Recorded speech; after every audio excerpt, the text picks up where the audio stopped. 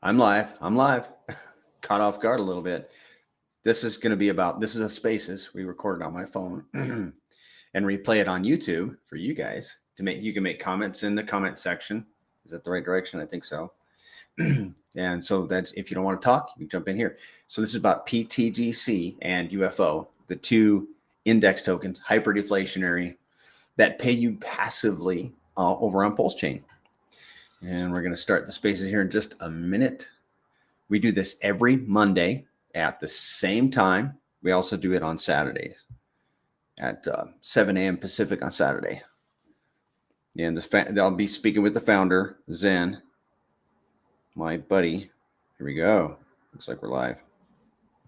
I'm joining, accepting. Good evening.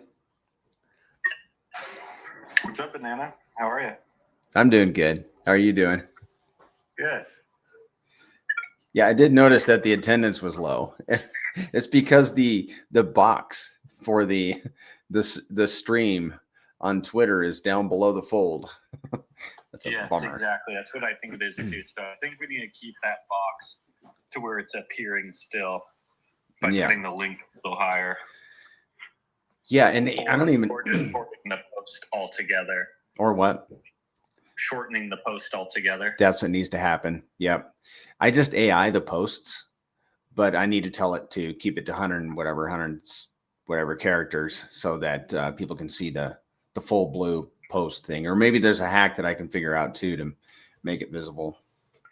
Yeah. Yeah, I think like a lot of people maybe just skim, so then if they don't see that box there, they don't even know it's about Spaces, really. Yeah, that's a bummer. I don't think it's that big a deal. They see us active and they know the time. But moving forward, when new people are coming into the chain, we want to make sure they know, that we have this space coming, and we want them to set the reminder because we know that, they'll probably forget by the time the day comes. So. Yep. Yeah, I was doing that for a couple of weeks, actually, making sure it was above the fold or whatever. And it just, man, there's so many little things, that you got to keep track of in this digital world. It's a lot. But hey, I had a thought just like not even 10 minutes ago, man. And I almost messaged you about it, but I was like, no, I'm going to say it publicly. I think, and you guys have already figured this out, but if you haven't yet, this is my opinion. I think that this bull cycle, whenever it happens, and we've already had amazing things happen, memorable things happen. But I think that we're going to be in for some surprises this cycle. Just some, notable things are going to happen on Pulse Chain and in the Gray's currencies. Notable things that, they might even be things that we tell our kids about and our grandkids about, oh man, the bull run of 2025, 26, XYZ happened. You had to have been there to experience it, something. We're going to have things like that happen. Like how about, and probably what sparked the idea is, all those SAC funds getting moved yesterday. I was like, woo, that was historic, man. Honestly. Yeah, I don't know how many wallets those SAC funds were. I guess like 20 something wallets. That's what I heard. Just kind of all spread out. No tornado cash or anything yet. Just sitting there. Right. So I think anyone could speculate. I think prepping, is a big thing that always kind of I think about is prepping. Like if you're getting ready to do something, you want to prep, you want to be ready. I don't know if he needed them in different wallets for any reason. I don't know if there was more wallets associated or less wallets associated, and he actually spread them out more. I wouldn't be surprised if it got spread out more, just because maybe Richard has a plan to do things with certain chunks of them, or different plans with different parts of the ETH. Maybe, hey, this amount of ETH I need for this amount of ETH I need for this. So he's kind of getting it organized in separate wallets for what purposes his plan is. Like maybe one wallet is 10 years out. We really don't know what the plan is. That could be laddered ETH, that he is willing to use 2 years from now, 4 years from now, 6 years from now, 8 and 10, and then, other plans for other pieces of it as well. Yeah. Yeah. I imagine we'll find out. I don't even look into all that. I just take the people that are looking into it. I take their word for it. I'll just be honest. I'll take their word for it, and I can go. I'm off to do something else, but it's exciting to hear. And wherever it moves next or whatever happens next, I'll hear about it eventually, actually, eventually nothing in this day and age. You hear about it like instantly, like within a couple hours at most. Yeah, definitely. Yeah. People have, I'm sure as soon as they got moved, people set up bots to alert them whenever the money moves again. Yep. So yep. As soon as it moves into the next place, we'll have people with alerts telling us. On that, what you're just saying with the idea of, surprises, I was talking with a buddy today, and he was telling me about how crazy of a feeling it was with Hex, since he was a day one Hex guy, that when Hex went up 365 X's in 365 days. So obviously, the early X's turn into more X's for less moves later on, if that makes sense. Yes. If you, and that's why I think it's important to grab dips and grab discounts on the assets that you actually believe are going to be successful, because DCAing or waiting for the dip, or, however you're taking advantage of it. For an example right here, if you bought around 200 mil market cap range, which was, I think, 30% or so lower than our 350 mil top. So you were kind of buying the discount. But if you were able to DCA again at this like 50 mil range, by the time you go back to that 200 mil range, you're already up 4x. Yeah. So a 10% move after you're up 4x, a 10% move up there actually is a whole nother X to your low entry price. Yeah. If you know what I mean. Because let's say a 25% move would be 250. But since you re-DCA'd at a 50 mil market cap, you just did a whole nother X on that earlier purchase. And that's, getting in early and taking advantage of the discounts when they do present themselves. I know it's definitely difficult. But it does make it to where when we're back at those higher levels and we have, a 25% move, if you're just in that higher range, it is legitimately just a 25% move.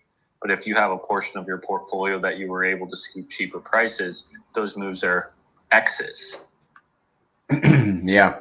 Yeah. So he was just telling me, the 365X in Hex in 1 year, which is 365 days. Wow. Was a crazy time. Yeah, he said it felt almost unbelievable. Yeah. That's cool.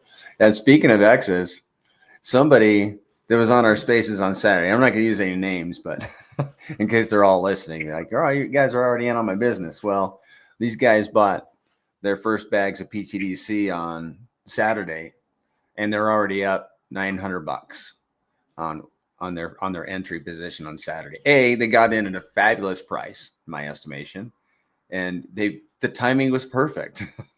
And I guess they texted the person that onboarded them. And they're like, wow, it was their first exposure to crypto, from what I understand. And they're already up, probably, I think they must have been up about almost 20%, on their initial price. So they were very excited. And so was the person that brought them in. It was actually, but Prairie, they had to pay a 5% fee, Prairie. it gets worse than that, Mando. You dump $5,000 into crypto, your first purchase, and it's, you're eating up $600 in fees. That's okay. And what's the percentage on that? That's just to get into crypto. And then once you're there, once you've got your Coinbase and your wallet set up and all that stuff, once you're there, then you put another $5,000 in, and it's only the 5%, you know? So they were a little shocked, had a little bit of a sticker shock on over the weekend, but by Sunday, Monday, sticker shock was gone. Yep. Yeah, I'm happy for him. I completely agree, Mando, right? Like some people complain about the 5% fee, which the 5% fee is going 100% back to the holders of the ecosystem. So once you're a holder, you get to actually reap the rewards. But that's a great example of, they did pay the 5% fee, but just in a few days, they're obviously already in profits based on the position going up. And I think that's just a really good example of like friends and family. I think that was a friend of the person who onboarded, acquaintance. They met through a working relationship, and the person wanted to learn and get exposed to crypto. And just the opportunity we have here on Pulsechain with, you have to obviously tell them like there is risk involved here compared to other blockchains, but the reward is just massive.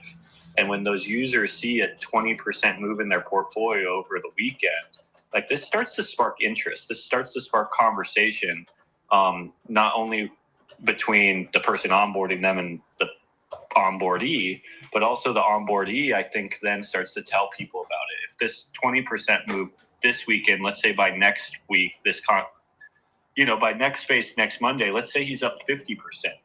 And this doesn't have to just come from PTGC's growth. This can also be growth of Pulsechain, right? We're working off of reflexivity here.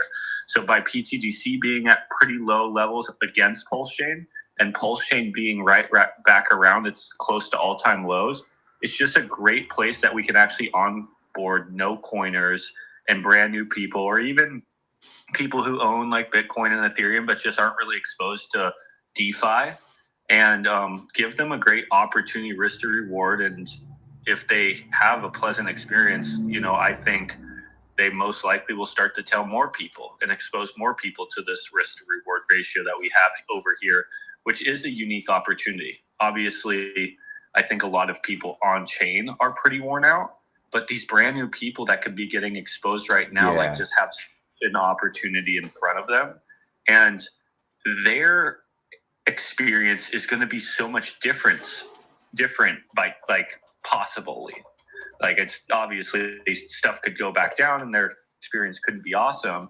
But if we onboard a whole new group of people, let's say our community buckled down and tried to get 1,000 people in, or really what my goal is if we can get to 18,000 holders by the end of this year. And let's say by the end of this year, we're still at lower levels. Well, that's 18,000 people that maybe within the next couple months have an amazing experience. They 2x, 3x, 4x, 5x, 10x. Like really, we don't know what's possible, but it is possible. And if those people are no coiners, they come in and are experienced to that, they're for sure telling people, especially during the holiday season. Yep. What's interesting, I was thinking about regarding the fee and regarding the distribution, and kind of critiques on some things from people. I made a post today about it. And, it's interesting because if you think about where the fee structure goes, it's such a masterpiece, and it's misunderstood. A portion of the fee goes to buy and burn PTGC, right? Which means that PTGC is bought and burned, which means it can never be sold back into the market and it can never hurt anything. That part of the fee. It buys the coins, takes them off the market, burns them. They can't be sold if they're burned. Another portion of the fee buys PTGC, and we've got the PLS, and burns it into a liquidity pool. Right? So then you have another portion that from the DAO that in general buys cores and then buys PTGC and adds to the liquidity web. And so you have this system where it's constantly the other portion distributes APY to holders in the form of PTGC. And if people want to get at that profit, they've got to sell it. They've got to pay the system. And if anybody sells a copious amount of PTGC, it helps pump the price of Pulse Chain or whatever the thing is that you're pushing into that specific pool. And so, this whole notion of like there's some unhealthy relationship between the ecosystem and the PTGC ecosystem, it's really kind of funny, because how does anybody take profits in Pulse Chain? They have a coin, they launch a coin, they pair it with Pulse, it goes up really fast against Pulse Chain, those people are in profits, and then they dump it for Pulse Chain, but then for them to actually actualize it in the real world, they got to dump the Pulse Chain for stables and bridge out. Oh, you're a vampire. The nice thing about PTGC is that it's literally like a Venom. You know the movie Venom, where you have the symbiote and he attaches to the guy, and they have this working relationship, this powerful working relationship. That's what the Grace is on top of the Pulse Chain ecosystem. They work together in a powerful way, and nobody can deny that.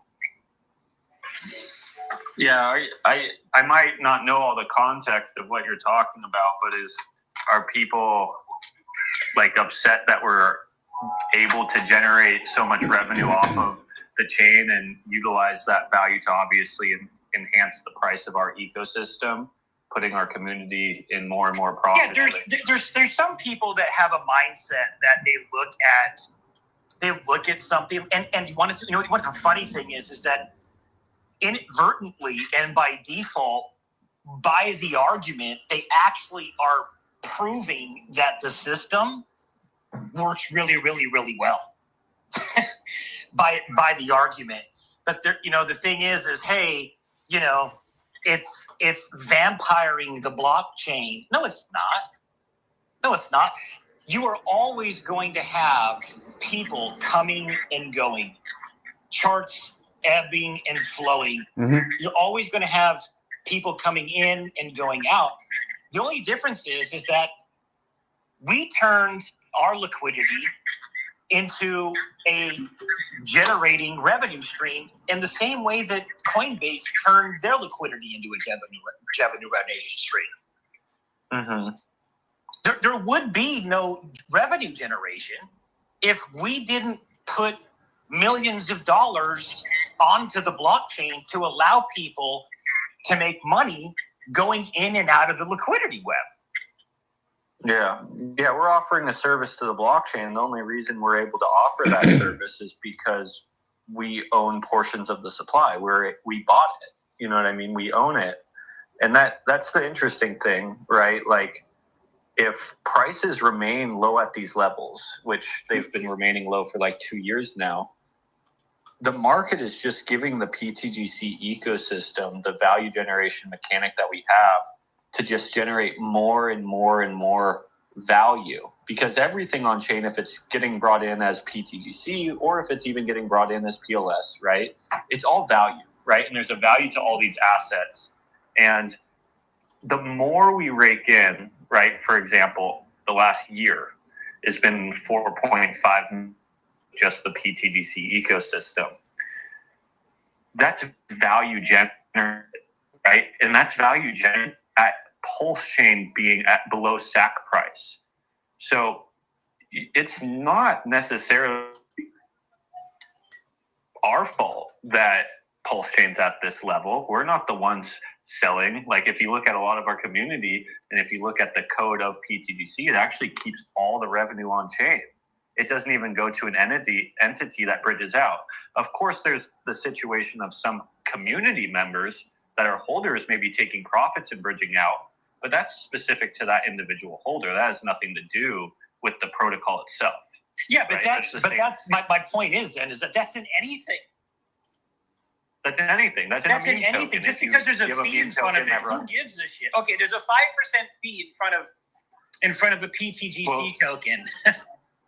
Well, but the interesting thing is a lot of people don't realize is a good portion of that fee actually can't even leave the chain. That's what I'm talking about. Yep. Yeah. So if you take, let's just say half of the 5% fee, because part of it's going to the DAO, which is going to buy and burns or LP ads for the most part.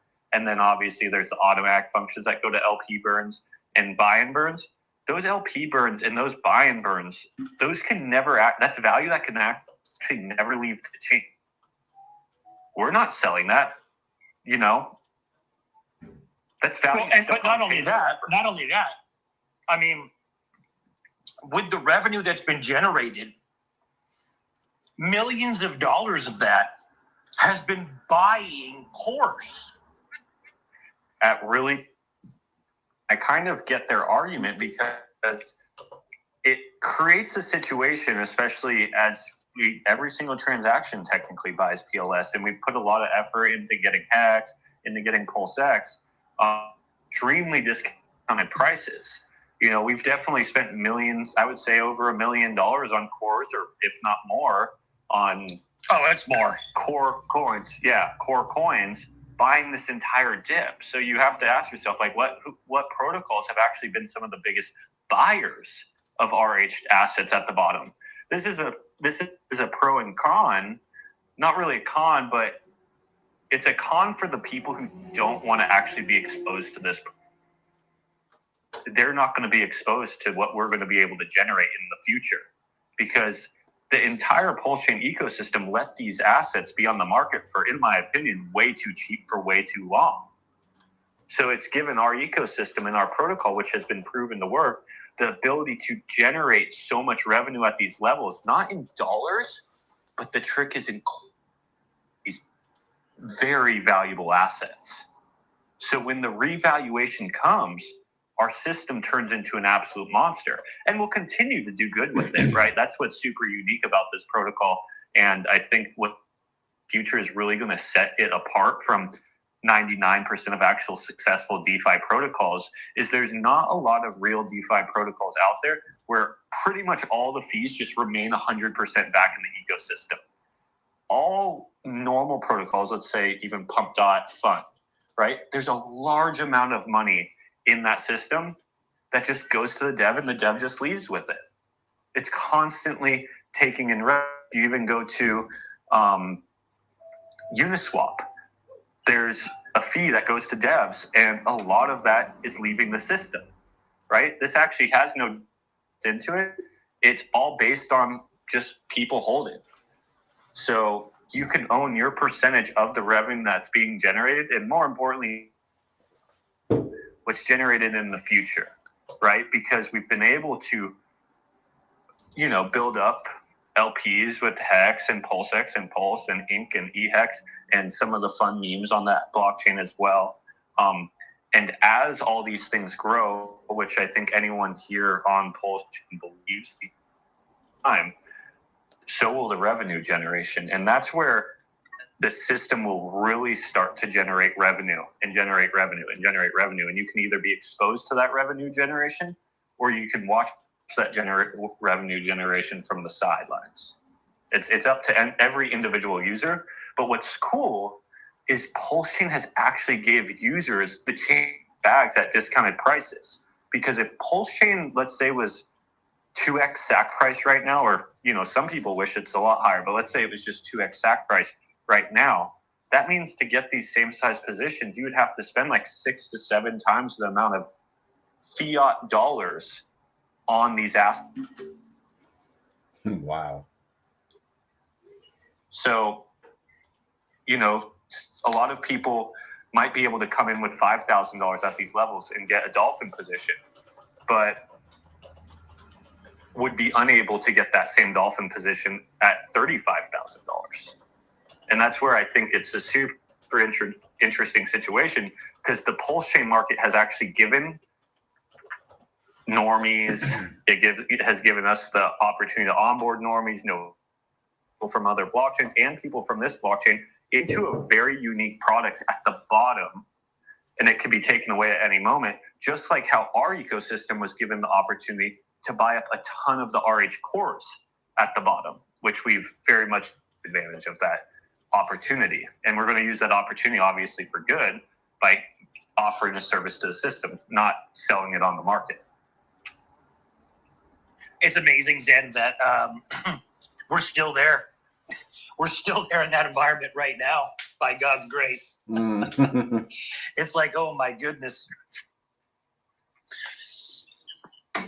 Yeah, it's, we haven't been focusing it too much for the last few months. We've been focusing on building up that PLS reserve. But if this bottom sits for much longer, we kind of have that goal of that 10 billion. After we set that 10 billion aside, like we do have the opportunity to keep building up that LP and keep building up that LP. And some people might be upset about that. Like, we are buying the line, like a very large share of the liquid RH assets on the market, and purchasing power actually comes in and wants to be exposed to those assets. There's obviously the ones sitting in the main LPs, but as soon as those go up 5%, the better deal is now that the assets in our LPs. And the only way people can be exposed to the assets in our LPs is To by have buying PTGC. Yep. So it will just route them through PTGC, make them buy PTGC to get the assets in our pools, which forces the price up with our assets. Yeah, I don't think a lot of people understand how it routes. And we're not talking about routing through PulseX. We're talking about arbitrage routing. Yeah, PulseX isn't going to route it there. PulseX will just route you through the makers. Arbitrage bots will fix the prices with our assets. So the arbitrage bots will buy the PTGC, and then if there's an opportunity for them to buy the PTGC and then sell the PTGC it just bought to get that hex in a cheaper pool, or get that PulseX and then move that PulseX or hex to a new liquidity pool. But you have to realize, to make that happen, we're offering that service of that liquidity. They have to pay the system. We are not letting them do this for free. And, and that value is going to go to the price appreciation and the sustainability and the rewards for our individual ecosystem. And that's higher floor effect that we've been continuing on through the last 2 years. Obviously, there's been dips. People take profits, markets pull back, but it's proven that the system works. And I think I don't know what what you're talking about, of people saying it's like a vampiring tech. What that tells me is they're starting to actually recognize what this could do, especially with the revaluation. It's starting to scare a few people. And that's why I bring it up. That's why I said that inadvertently, by making that argument, you're actually admitting that this system is working phenomenally and is starting to generate massive amounts of revenue from its liquidity web, from offering that service. And market makers and owners of bots and holders, they don't care about the fee because they're all making money. And it literally only takes a 5% move on the price after you buy. Let's say 10% tops. Yep. And you broke even. Yeah. So, and on top of that, you put in 10 grand. Now you're sitting on a $9,500 bag. It goes up 5%. You broke even. It 2x's. You're on a $19,000 bag now, and you're earning APY on 19,000, not 10. Can you guys? You're earning. What's up, Perry? Go ahead. Okay, I was going to say, Kay Hudson wants us to elaborate on why the routing must go through PTGC. Yeah, so there's two different types of routing that most people talk about or understand. The first would be the routing that happens with PulseX when you turn the auto router on PulseX.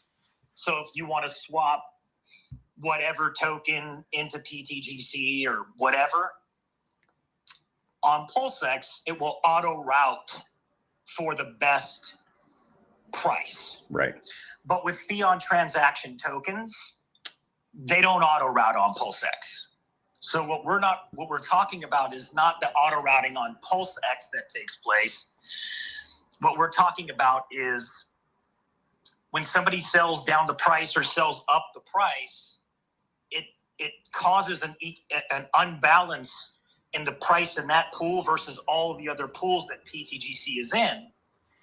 And so arbitrage bots have to come in and fix the price in all the other pools. So they will buy the undervalued asset in a pool and sell it into a pool where the price is overvalued, and they'll make money arbitraging that. So in that way, the price gets rebalanced and is routed. So the token is rerouted through by market makers taking advantage of arbitrage. So instead of it being in an auto route function on PulseX and the DEX, okay, the tokens are purchased by arbitrage bots and then resold into other pools. And in that way, the tokens are routed into different pools automatically. Okay. And they have to do that because they're staring at money that's on the table. And that's how the entire industry works. That's how you end up rebalancing prices in liquidity pools. Okay, so that was just another way of saying the standard arbitrage that the AMM bots are doing. Yes, correct. They're routed. They're buying cheaper tokens out of one pool and routing it over to another pool and selling it for a profit. And in doing that, it rebalances the prices in all of the pools. Right. And right. that happens it starts to happen almost instantaneously on every chain when you see an imbalance in prices in LPs. Yes. I don't know, Zen, maybe you would explain it a little bit differently. Yeah, I think it's important to just note that this happens with every token that exists that has multiple liquidity pools. The thing is, with most tokens, arbitrage bot fixes the price between two pairs or two assets. The holders of the tokens make nothing, and the price of the token is not benefited in any way. It's the arbitrage bot that makes money and the liquidity providers that make money in that situation. So what we did is we just made it to where a portion of that value that is being moved has to go to the holders of the token itself, the people who matter within that ecosystem, and the price of the asset, and to other things that matter like liquidity and deflation, etc. So,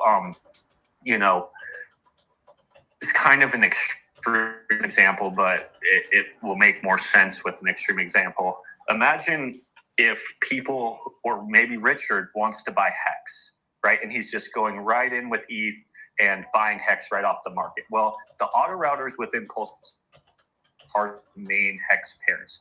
They are not going to target the PTGC pair because PTGC is a fiat transaction token. And they can move, let's say, a Hex price up 50% in a matter of minutes. Well, then there's going to be a price difference between the Hex in the PTGC pair and the Hex in the PLS example.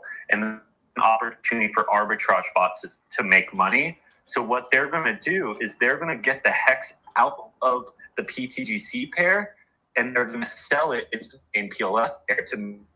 Is the arbitrage bot doesn't own PTGC. So that's the first problem. They need PTGC. The only way they can get it is buying the PTGC off the market in an undervalued liquidity pool. So it's going to look for one of our undervalued liquidity pools, buy up PTGC, put PTGC in that liquidity pool, and then sell it in this Hex liquidity pool for, example purposes. And that's the only way they're going to get at that Hex. Yes, they're going to push the PTGC down in that specific pool, selling for that Hex, but you have to remember the only way that they're able to sell the PTGC down in that specific pool is because they bought in another one, right? And that's where usually the token doesn't make anything, but the trick is what we made was 10%, right? Where the ecosystem, the PTGC ecosystem made was 10%, and that 10% is used to increase the value of the overall ecosystem via APY, deflation, and LP ads. For an example, on some of our larger pools, we've seen arbitrage bots move $50,000 to fix very dramatic periods. Well, on a $50,000 move, that's $5,000 of value generation for our ecosystem in a matter of seconds.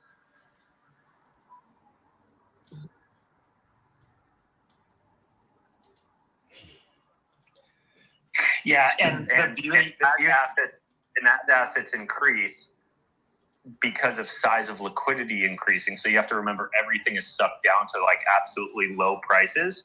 So the arbitrage bots don't need to move that much money right now to fix prices.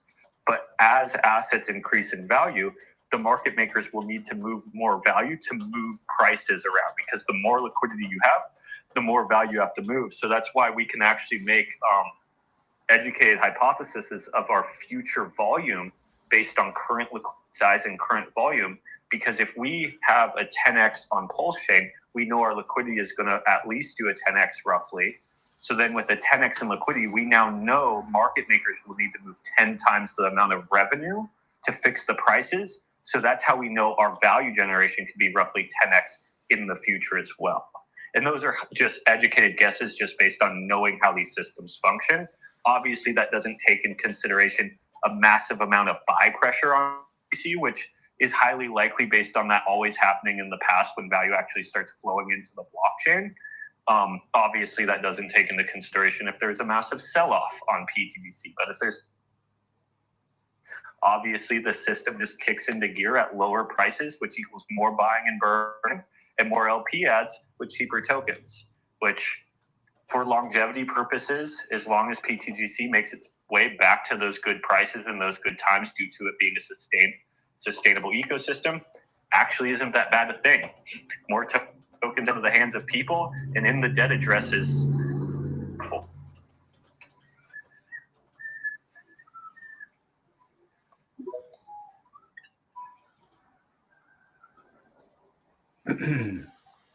Do we have a speaker? Is that MJ? You got something? Or Swiftus? Banana has it set up to where it pulls up followers automatically, so Okay. they just get dragged up. They're welcome to talk if they want to, but they can also drop themselves down if they don't feel like speaking.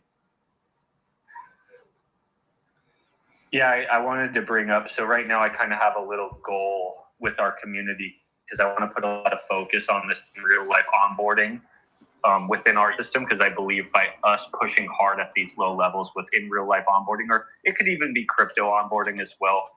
But within real life onboarding, if you're bringing in people from other fiat, it's actually creating a reflexive price appreciation within PTDC.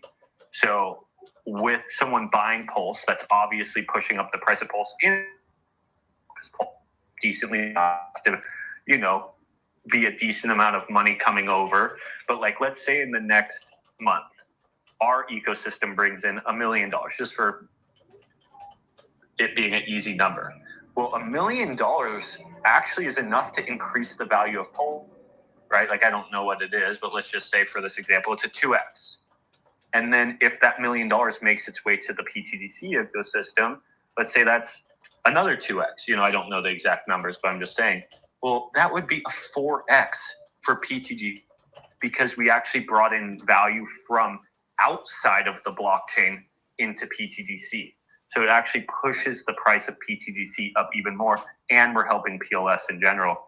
But more importantly, what I was getting at with this is I'm kind of calling on the community a little bit, since we have this opportunity again to be at these low prices of PLS. It is very, very easy to make a lot of ground against PLS at these low prices, because the lower prices go, the less value it actually takes to do the X multiplier. So I actually look at where PTGC is against PLS. I think it's at a great ratio. I look at where PLS is, and I think it's at an extremely discounted price. So both those things are kind of lining up. If there was a time to onboard someone to Pulse Chain, and the prices were looking less,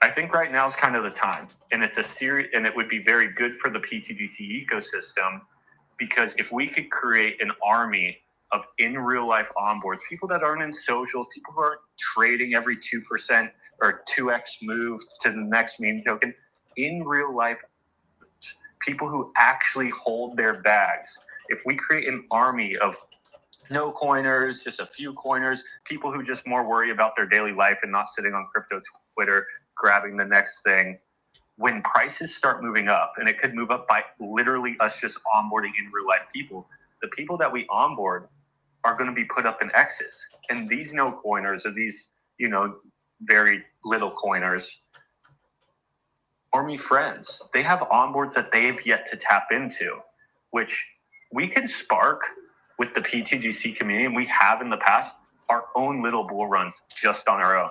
We don't need to wait for alt season. We don't need to wait for Richard to do the work for us.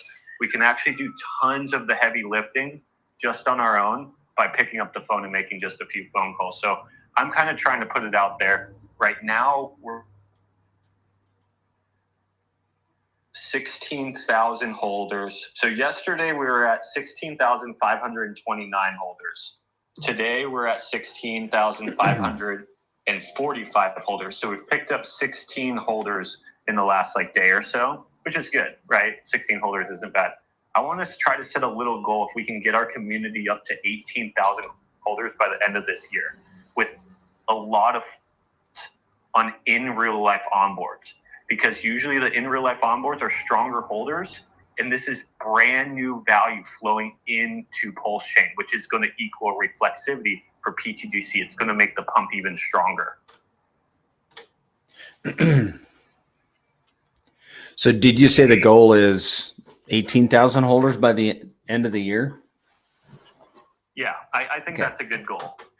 That's a reasonable goal. I think that's an achievable goal. And I believe in stretch goals too, but sometimes I'm just something we can hit that, whether it's in my personal life or in this venture, is we could blow that goal out of the water. Absolutely. If our community really stepped up, we could very easily, I think, get to 20,000 holders, especially if Pulse Chain starts moving up with us, because moving up with us, that means new holders coming to Pulse Chain and new value coming to Pulse Chain.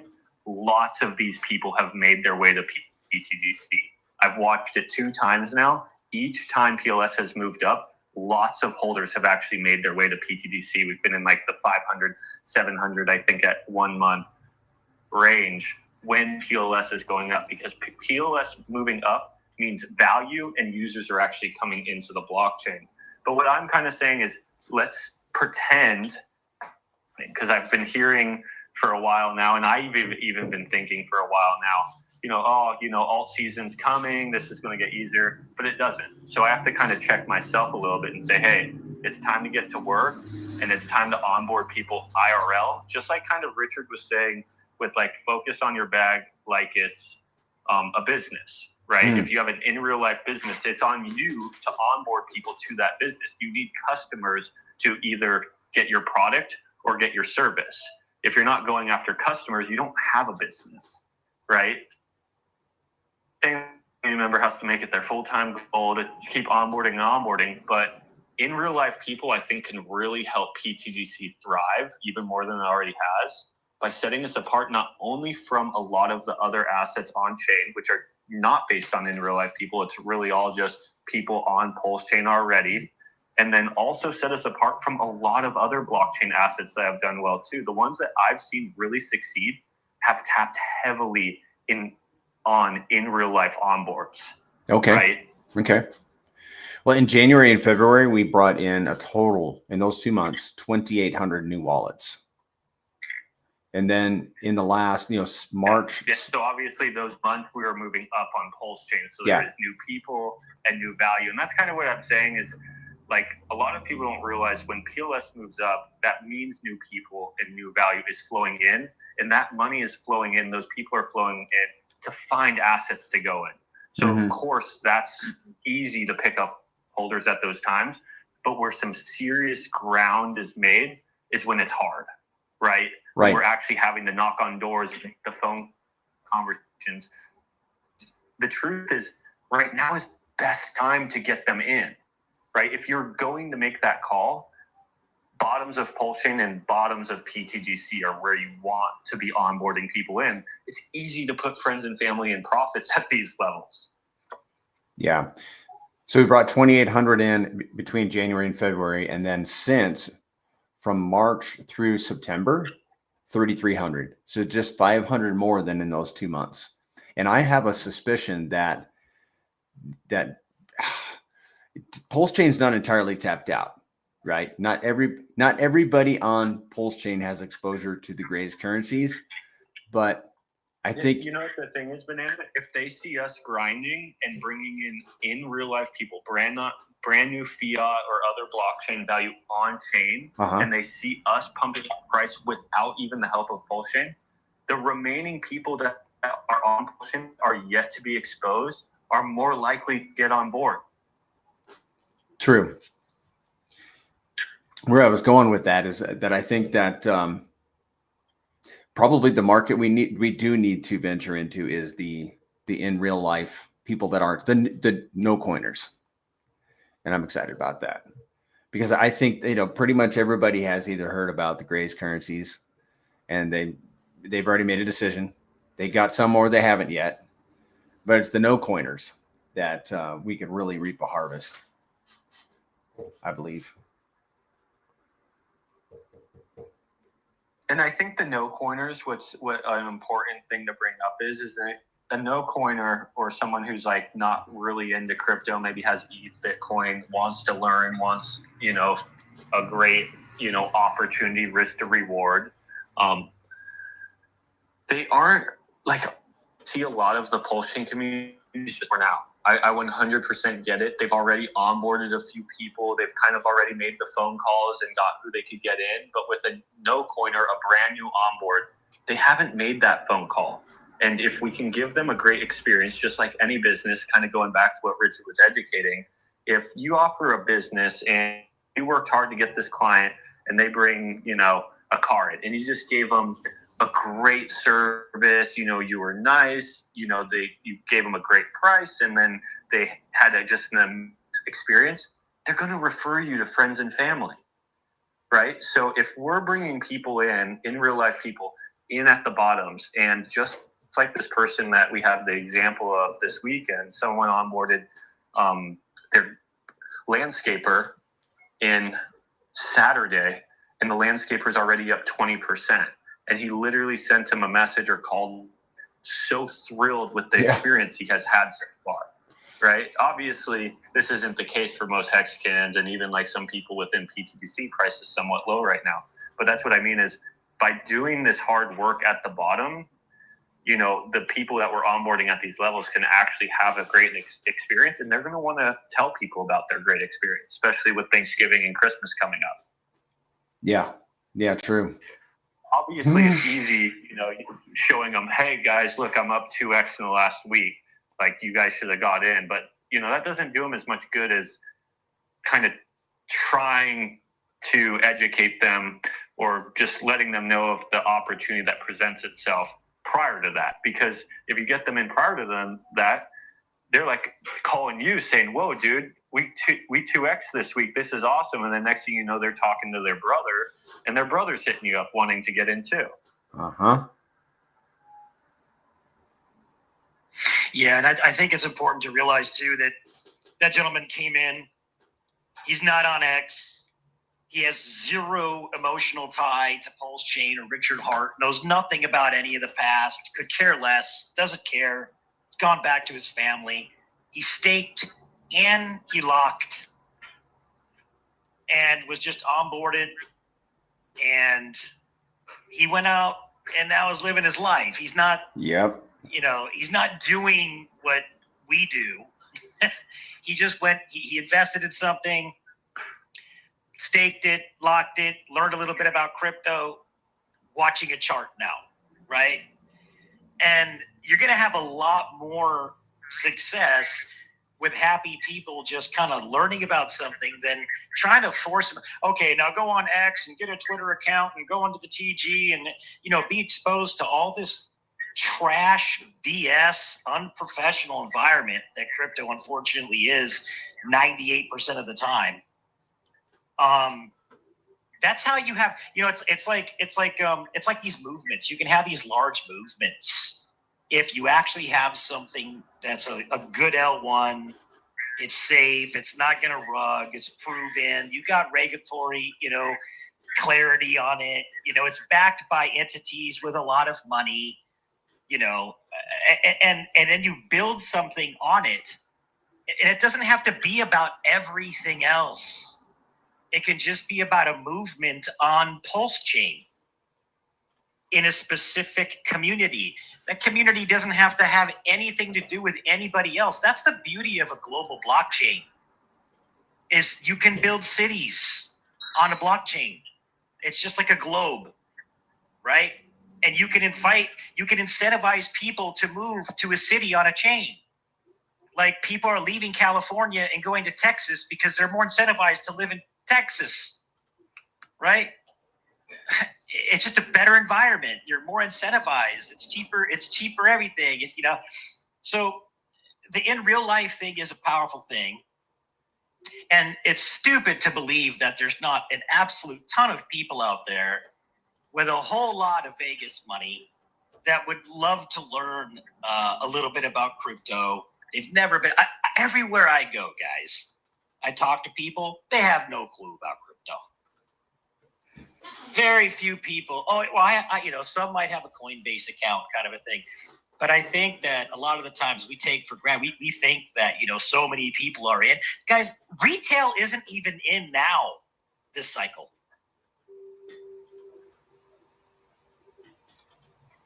Not yet. It's more of an institutional run. No, retail hasn't even started. So why wouldn't we front run that and make sure we have that season with or without retail flowing into general crypto?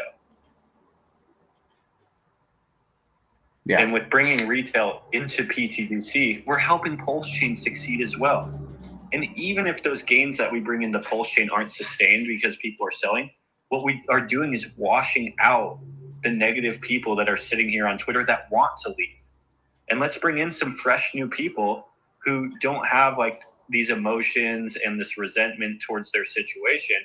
And they're just brand new people experiencing this blockchain and possibly having an amazing experience. And they want to share the good news, right? Like people we get in right now, if Pulse Chain gets back up to SAT, like in PTDC, let's say, does a 5x over that, or let's even just say a 3x over it. Well, that's like a 10x. That's a 10x for the people who we onboard level. Most people, most normies have never experienced a situation of a 10x ever. Yeah. Hey guys, Yeah, hey, what's up, Kuhn? So I've been hearing what you're saying. I might just give my perspective on this. It might help others think about how they can do this as well. So I might just give you my my journey and getting outsiders into PTGC and Pulse Chain, and then what I'm trying to do over the next week or two. So most of us that are in this chat have been around since inception of Pulse Chain and seen PTGC, you know, get launched and everything else. And I've actually onboarded, you know, my close friends and family members. I onboarded them like a year ago. They got into Pulse Chain and they got into PTGC. They're not on X. They don't look at charts. They don't keep up with any of the stuff that us crazy crypto degens do. So they're not visible to any of that stuff. Recently though, I was able to go to my 25th school reunion, caught up with about 100 of my old school colleagues, and this was only, you know, a week ago, and we were able to have a night out, and I ended up getting reacquainted with about 5 individuals who are actually either keen on getting into crypto or are actually heavily into crypto, but that haven't really heard about Pulse Chain or PTGC at all. So I'm actually having a meeting with a few of them in a couple of days' time, and I just want to see what your thoughts are. So RH is, he's now gotten rid of the visibility of the sacrifice funds, and my sort of my marketing pitch to everyone, that I try on board all the normies was that, the founders got these funds, and this is like,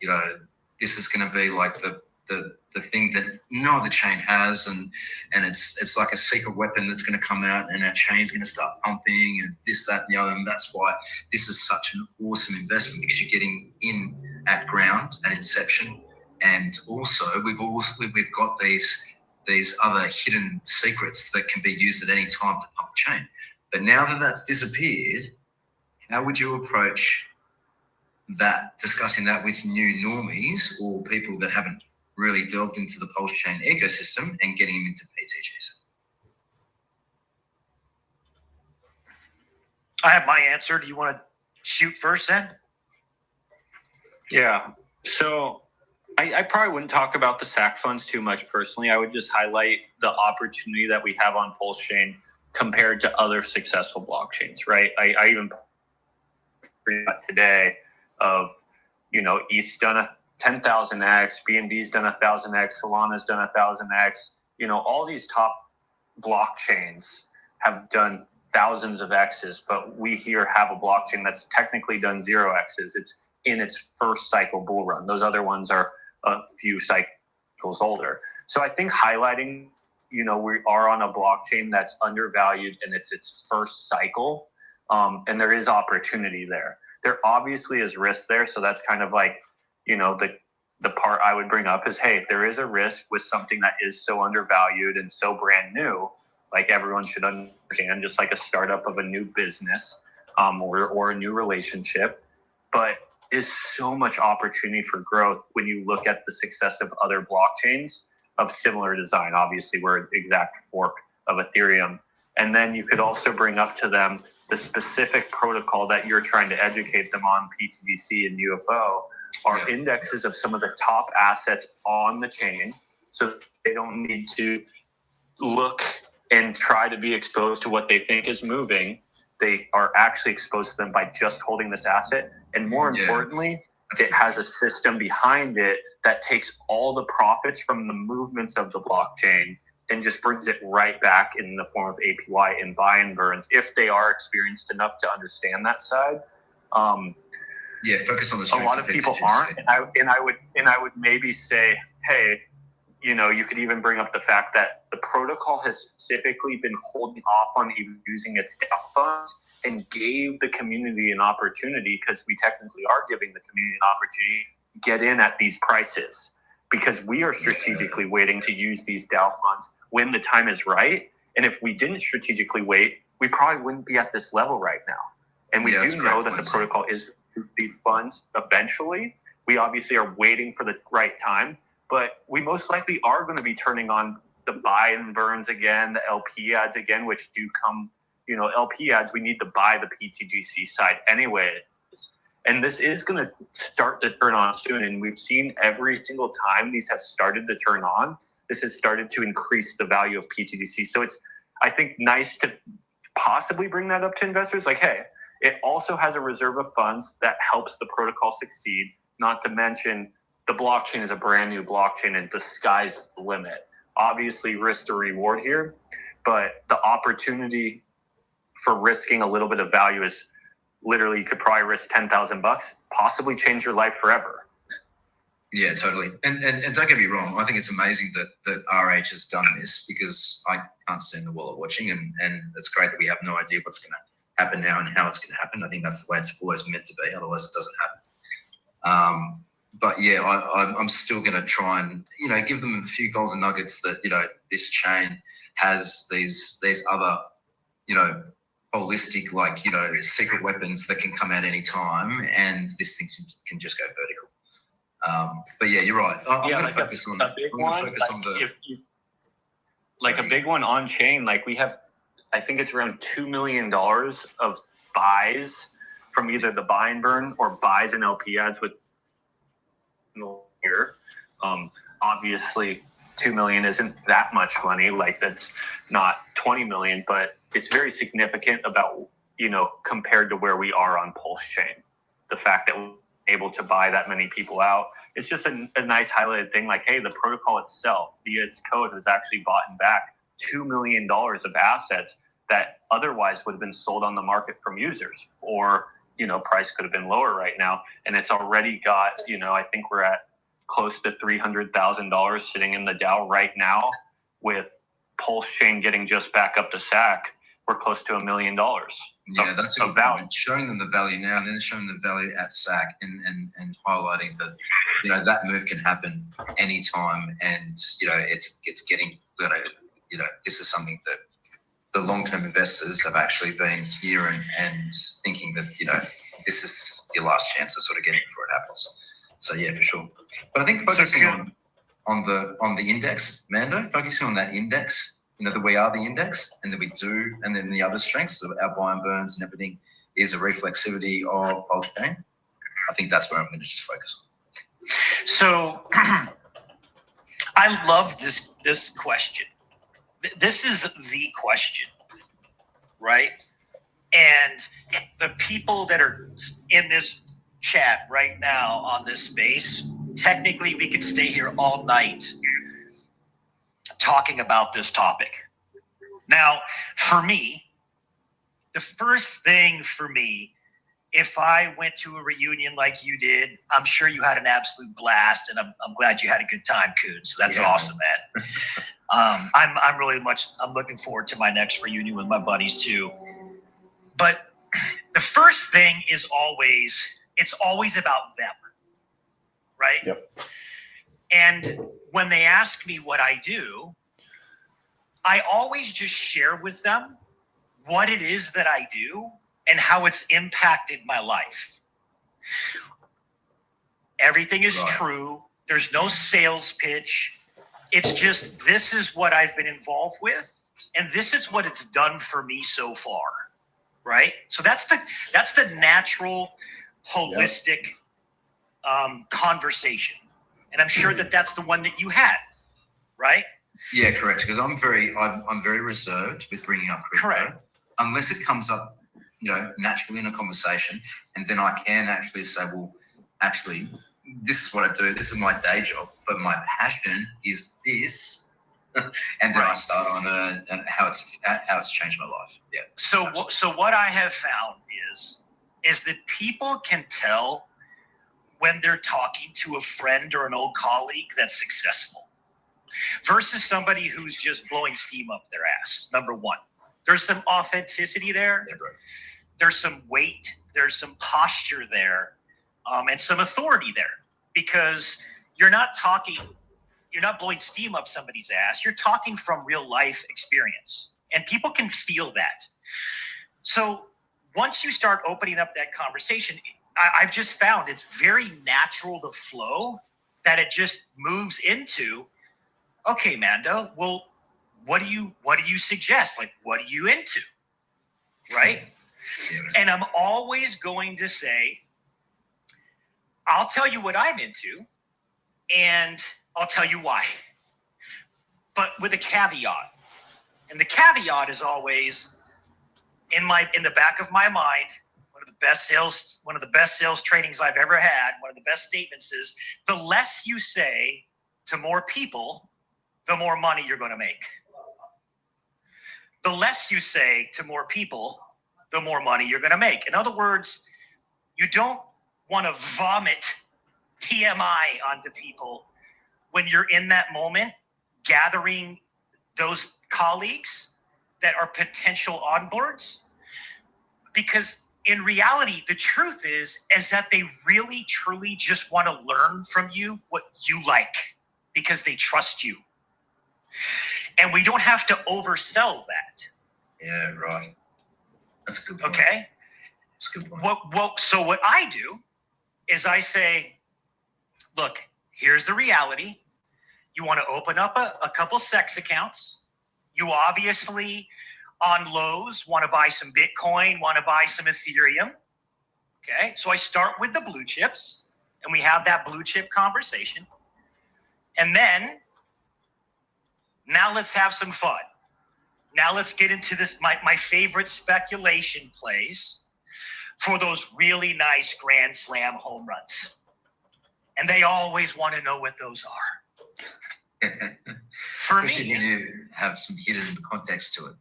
Yeah. correct. So for me, it's, look, I would love to show you how to get onboarded. And I'm going to give you my number one play, my best plays for you to come in with. My best plays. And there's not a lot of them, but these are what they are. And here's why. And you don't have to get into the whole, Richard has a sacrifice wallet and this is that, and you got all that. They don't even know that you're blow. So again, the less you say to more people, the more you're going to make. They just want to know the basics as to why you're doing what you're doing and why you're involved with what you're involved with, and what the history of it has been so far, right? Once you do that, man, pretty much the individuals want to jump in the boat with you. They want to learn. And it's not about selling them on the asset as much as it is they become very interested to just learn what you do and get their toe in the water, because you've piqued their interest on something that you've just told them can potentially make them a lot of money if they're willing to learn, right? So we don't have to oversell the thing.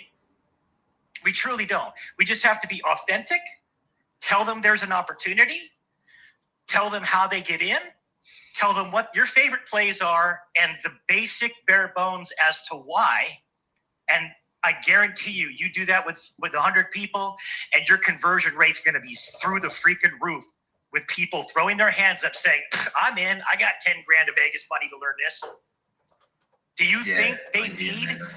So we don't have to analyze till we're paralyzed, because ignorance on fire is better than knowledge on ice, man. Yeah, you know? yeah. And I'm happy to hold the hand as well. I'm happy to explain to them how much, because everyone in this space is cool. Like, we're all very knowledgeable on crypto. We understand crypto, whereas these, normally have no idea. So as long as they understand as well that they can lean on me for advice, or taking them through how to trade, how to do a trade in the future or whatever.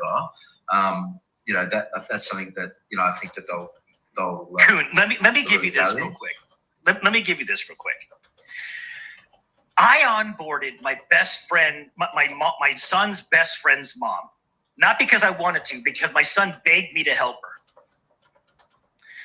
I set her up. I charged her $1,500 to get her, so she would take me seriously, to set her all up. I did everything because that's what I do. That's what I do. Yeah. I'm not gonna onboard you if you're serious with big money. I'm not gonna onboard you for free, because I want you to take me seriously. The process, right? Once I got her set up, I said, there's a reason why I'm sharing this with you. Once I got her set up, I said, you're done. Do nothing. Do nothing from here. If you do anything, you're going to lose all your money. Good advice. She said, no problem, Mando, no problem. I told her I'm not going to do anything without you. Dude, 10 days later, she's calling me up talking about she lost all her money. What?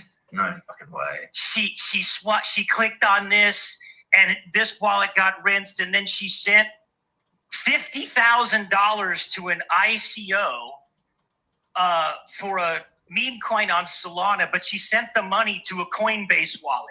Oh, shit. Right? Guess what? Even after she lost 50 grand, she's turned around and absolutely smashed it in crypto. And I literally only spent like 10 hours with her onboarding her. Is that right? Yeah, wow, that's pretty.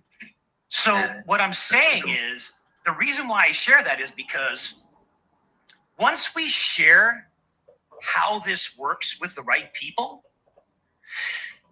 they can take off on their own into their own flight. So it's not our job to hold everybody's hand, and everybody is different.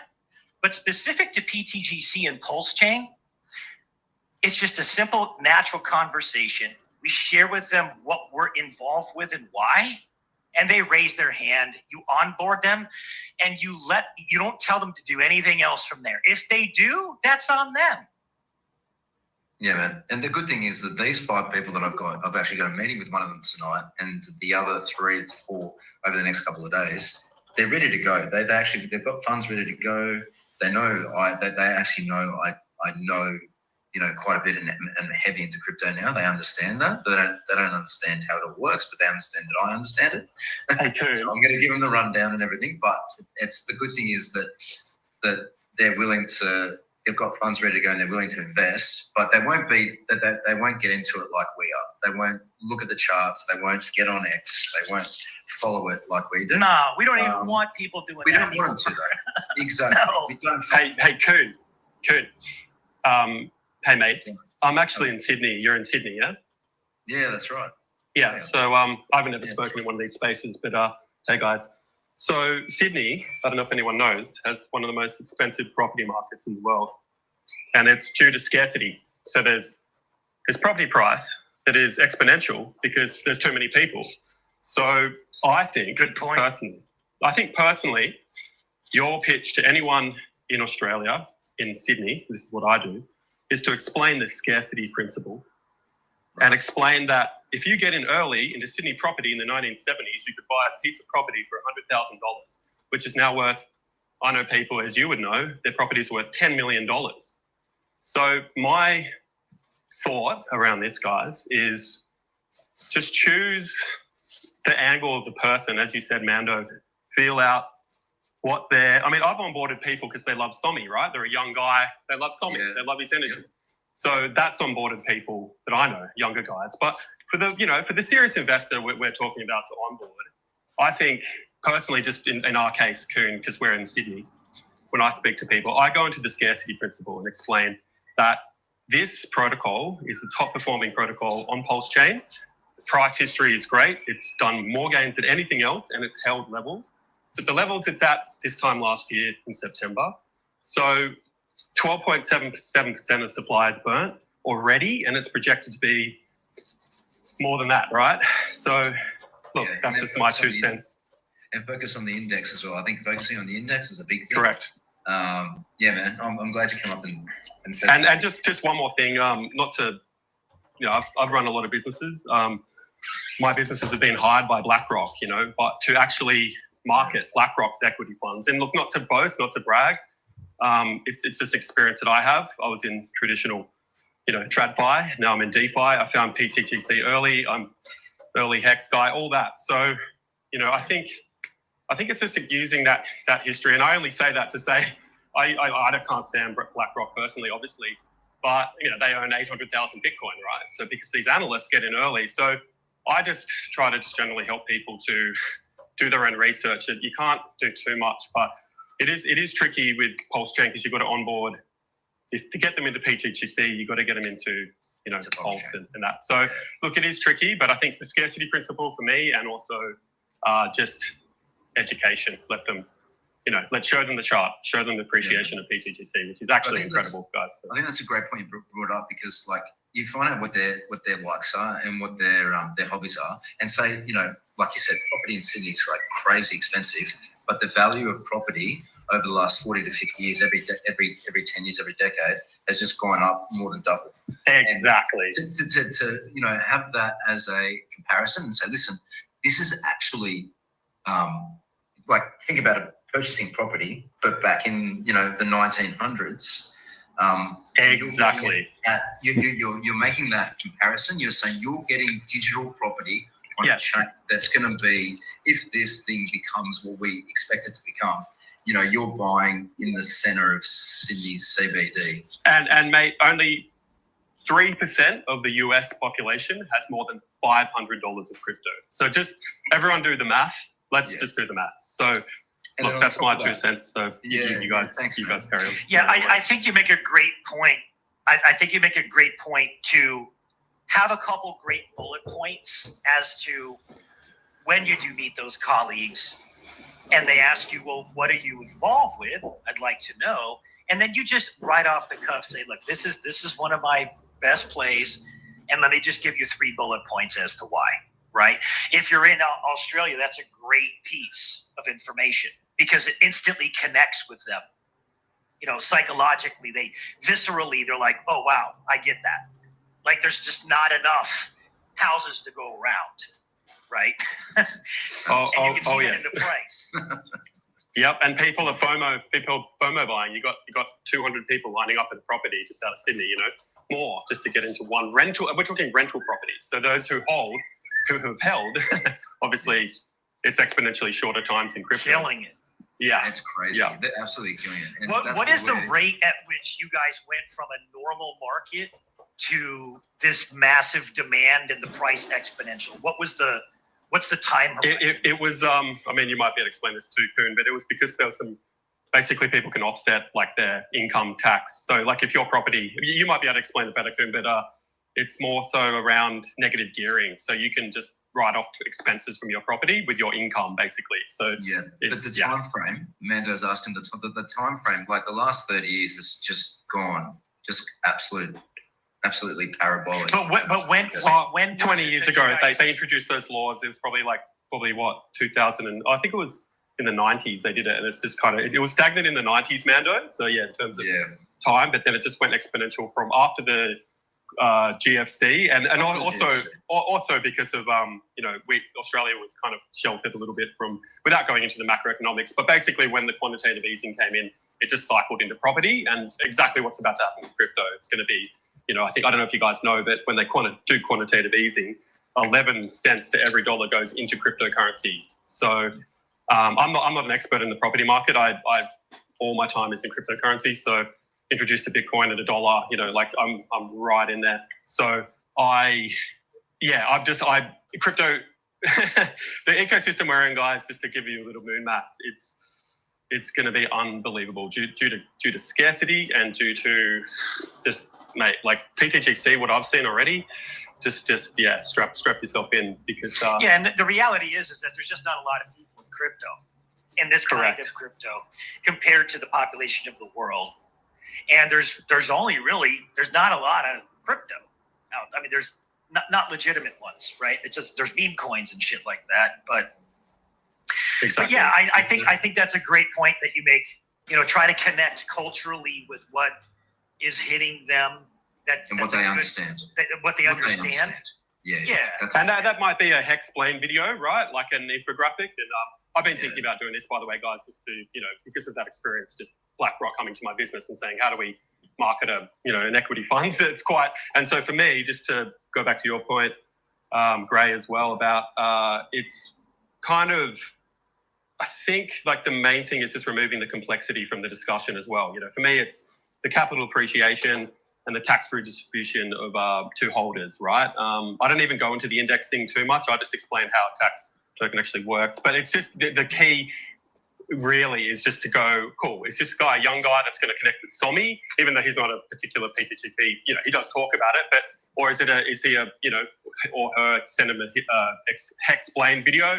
But we need more content, guys. I think that's what I'm trying to say. I'm thinking of ways to generate maybe a channel in my limited time, but look, PTGC and UFO are my main kind of push, and I think about it a lot. So I appreciate it, all you guys, Banana. Man, you guys are just thanks for finally coming up, man, and it's good to hear from you, man. Yeah, you too. Thanks, guys. Appreciate you. And the good thing is that there's 5 that I'm going to be onboarding over the next week. 3 are normies, no idea about crypto. The other 2, one of them is bought Ethereum at 25 cents and got into Bitcoin at $400. It's been in since 2013, well before I got in, and has no idea about Pulse Chain and PTGC. And he's got some serious cash ready to invest. I know for a fact. Now, is he on the DeFi side or is he on the SEX side?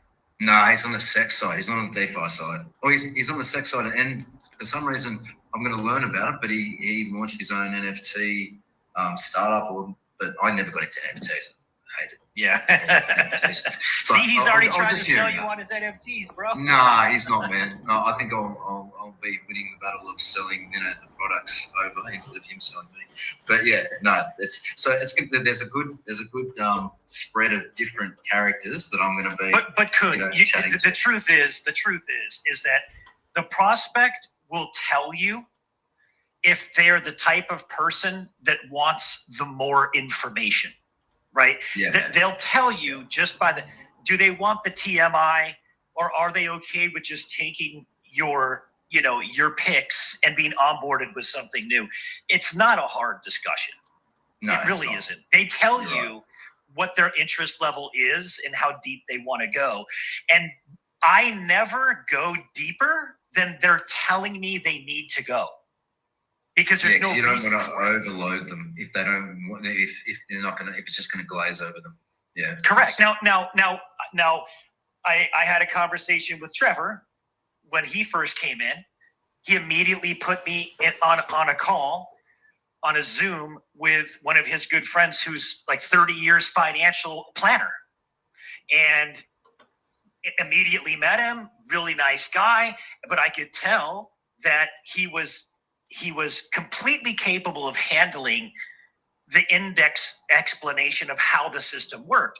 When I was done with it, I can't remember. He said something like, that was an absolute phenomenal presentation. I understand everything now perfectly. And he came in with a lot of money. So they'll tell us based on the conversation how deep they want to go. Sometimes they take it in bites of the pie. Sometimes they want a whole piece. Sometimes they want the whole pie. But we should never go for the whole pie when they're only asking for a piece. Because what ends up happening is they analyze till they're paralyzed, right? We don't want that. And just if anyone knows, on top of what Mano's saying, like, I've already got my close friends and family into Pulse Chain and into PTGC, and they got in, probably about a year ago. So they're probably in the red now slightly, but they were in the green for a decent period of time. And it is deterring because we are still on the lows of Pulse Chain, and it's questionable when this chain is going to start running. So it does deter you a little bit. I'm wanting to get more people in because you've already got this. I've got people in, and still it hasn't fucking moved anywhere. But you just push through that, and you just make sure that they invest what they're willing to, make sure that they just not have to touch or worry about for the next years, and that's the amount. Dude, you want to know what's crazy? $100,000 into Pulse Chain right now pushes up the price 2.89%. $100,000 into PTGC pushes the price up 11%. It's crazy. So I hope some whales start seeing us very soon because it's not going to take much fucking economic energy to start. Dude, like 11% on just $100,000, bro. I guess you got to be in early. You just don't know the time. You got to be in it before it because once it's happening, it's too late. So. But remember, the lower the price of PTGC goes, the more tokens are burning, man. Yeah, that is. And these are printers. These are printers that are going offline. And see, that level of information, I'm not going to get into that level of information to these next 5 that I'm onboarding. But if they want to learn more, I'm happy to jump on more video conference or catch-ups with them to explain more. Because it's our passion, it's what we love. So great conversation, Kuhn. Great questions. Yeah, I'd like to chime in. I kind of think when he was bringing up the scarcity aspect, I kind of always think about where did Bitcoin, and they've, through the lifespan of Bitcoin, they've gone through a lot of different marketing approaches, and where they landed was store of value, right? And I felt like they made a lot of ground with the fact of just the supply. Hey, this is the supply. This is all that will ever exist. Now look at how many people exist on this world and do the math. One, and this gets adoption, you're pretty much set. And, obviously PTGC supply is more. So you could utilize the number like 1 million or 10 million or 100 million based on their, the size position that they're willing to get. But I do think that's where other really large protocols got traction. And we all obviously have a lot of traction with the fact that we're a store of value, because this is the main use case for cryptocurrency at the moment. Like, obviously, we know we're going to probably take over transactional currency at some, is still doing pretty well with credit cards and debit cards as far as transactional currency, but where fiat is absolutely horrible and really stocks aren't doing too good. And obviously in Sydney, it sounds pretty good, but a lot of places property isn't amazing either, with inflation at such high levels, to where cryptocurrency has been a great store of value for price appreciation. So maybe just highlighting the fact of price appreciation and scarcity, as far as the key features, even though like we know PTGC is so much more than that. But really the truth is like the fact that Pulse Chain is just an undervalued blockchain that's brand new and they are getting in early, and they're going to hold a super scarce asset with good protection, like utilities and metrics built into it, is enough for them. And like Mando said, like the word vomit thing, it's like shoving a whole steak in someone's mouth where they can't swallow that. You have to like live at it and just give it to them one bite at a time.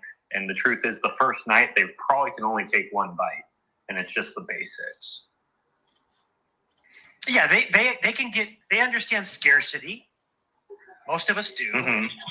They understand revenue generation. Like a company generates revenue, they can get that. Those basic things that are unique to PTGC top level, those are great bullet points. You really don't, and like I said, I'll default Kuhn back to what I said. They're really going to just allow you to onboard them. Yeah. Because they're raising their hand saying, Kuhn, I really liked what you had to say.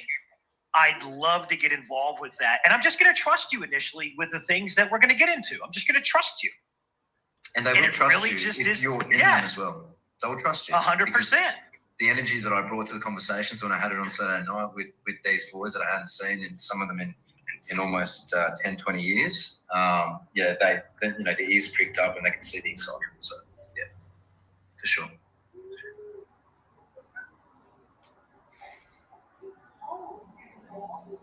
Be nice to have some green candles for marketing, though. Anyway, I'll drop back, let other people speak. I've got to run. Thanks, boys. I'll speak to you soon. Hey, thanks, Kuhn.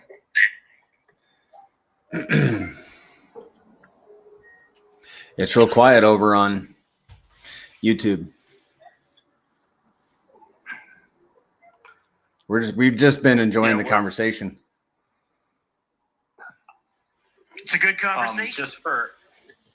Just for fun, Mando, what's $1 million do to Pulse Chain right now? Were you typing it in like live, or? Yeah, I was doing 100 just because that's a good little bump for most individuals. If you did $1 million in one shot for Pulse, that pumps the price 31%. Wow. Yeah, I'm just kind of thinking like, our community, we have roughly 3,000 stakers. Not every staker, every holder is going to, grind or, help educate others on what PTGC is. But let's say a third of the community or a third of the stakers, right? We have a lot of holders, but I like to look at like some of the higher numbers, people who have. What's the number in the game? What's the number that you think are in the game? So looking at distribution, I can go through these numbers with you real quick. Hold on one second.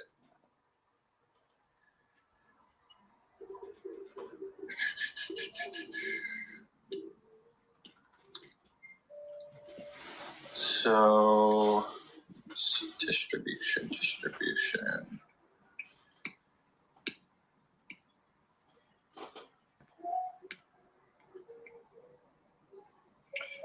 So right now we have 114 sharks, which I think at this price is roughly $60,000. So 114 people have $60,000 of PTGC. 592 people have $6,000 of PTGC, right? 600. And then 2,200 people have $600 of PTGC, right? And that's 600 to 6,000. So I think a fair range of like holders that hold a significant amount to where it's worth onboarding, we're around 2,000 or so, 2,000 people, to where, like, let's say half of those people wanted to help the ecosystem grow, because by helping the ecosystem grow, you know, you help your own bag, you help other people outside of crypto actually be exposed to crypto and possibly help them change their life for the good as well. Exposing people to good products.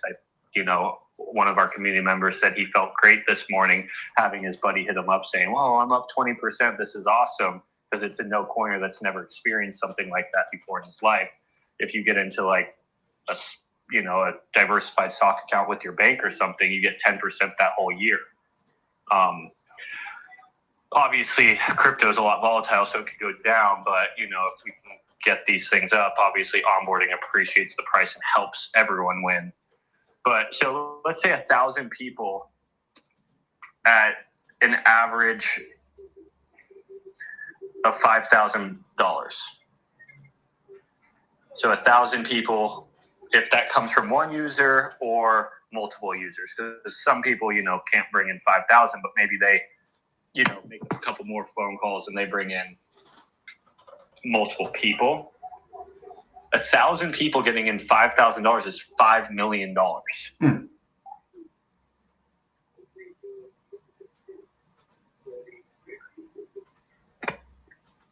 We can drop so let's say 200 people, right? 200 people getting in $5,000. That could be even DCAing. Like, it doesn't even need to be an onboard. Maybe it's just a community member that wants to support their bag by increasing it, or, even just to support the ecosystem by buying up that floor, bring in the stronger hands. But my point is 200 people at 5,000 is $1 million. So $1 million coming in the Pulse chain, you just said, pushes Pulse chain up 30%. But then also, I think that would probably push PTGC up probably a 2x. So we do a 2x just by increasing our holder count. And then all these users that we onboarded would also be up 2x, or a range of 2x. And if these people are up 2x on their purchases in a matter of months, they're probably telling even more friends about that, because they've just never experienced something like that before.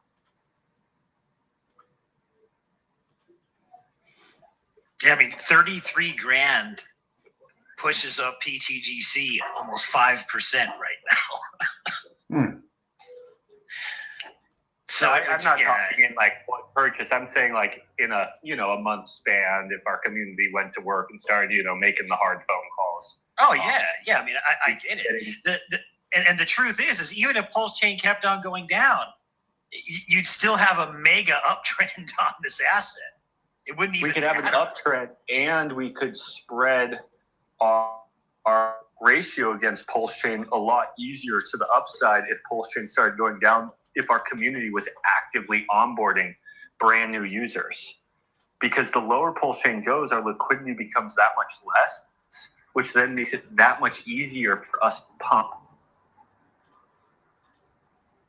Liquidity equals easier pumping. More liquidity equals more value has to come in. So if Pulse Chain goes lower, we need less value to do the same amount of X's. And that's what I'm saying is the opportunity that we have at this low level, because us onboarding, let's say we onboard in the next couple of months, $2 million. I think that would be like 500 people, 400 people bringing in $5,000 each. That's like our community getting to work and, grinding, however we get to go about. But $2 million coming in. Well, $2 million at Pulse Chain at these levels is a lot different than $2 million coming in with Pulse Chain up 10x. It's a big difference as far as price appreciation for That's PTGC. true.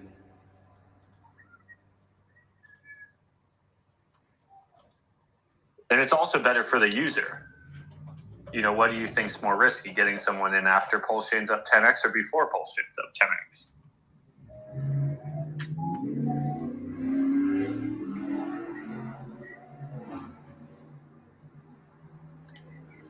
Mm-hmm. Yeah. Have you gone over any of the stats? No, The we haven't gone the over. 90-day volume, the 90-day average volume is up 93.4%, which I like to see. I like watching the 90-day average, and it's a 44x away from a penny right now. 100K in volume for the day, which is good. That volume's It's not up good, about but it's up about 4x since Saturday. That volume. yeah. So over $5,000 in fees collected in the last 24 hours.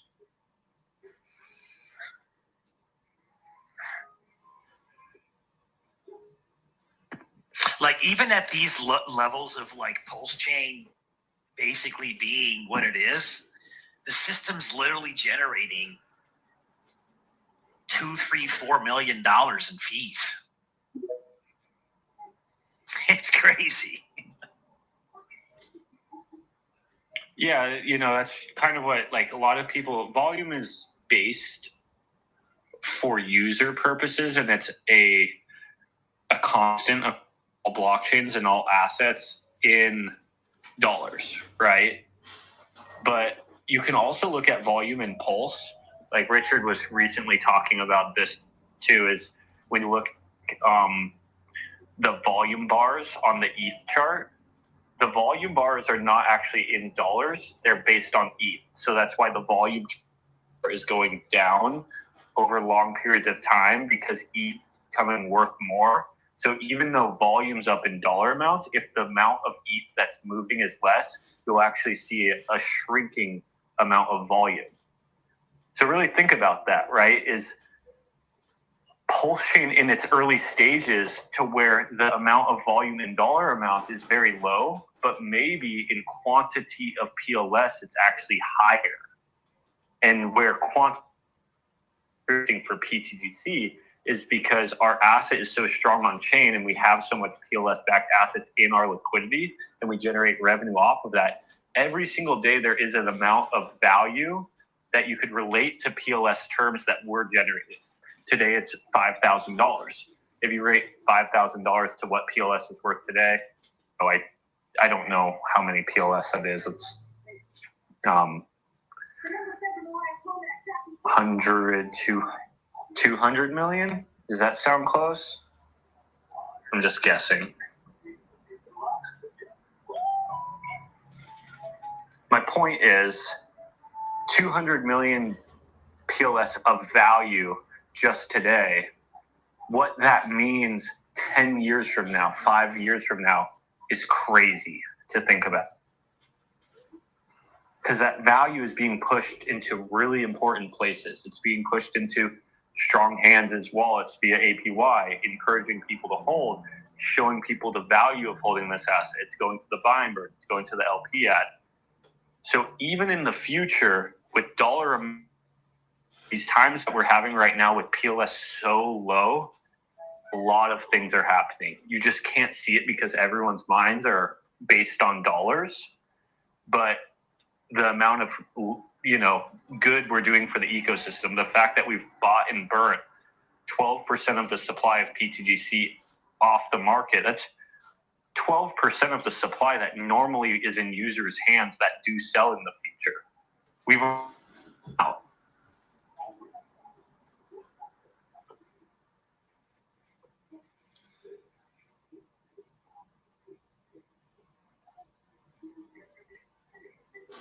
The amount of PLS, PulseX, Hex, with any demand to this chain, there's very little of it on the market, and a good portion of what's on the market is in our liquidity. And we were kind of talking about that earlier.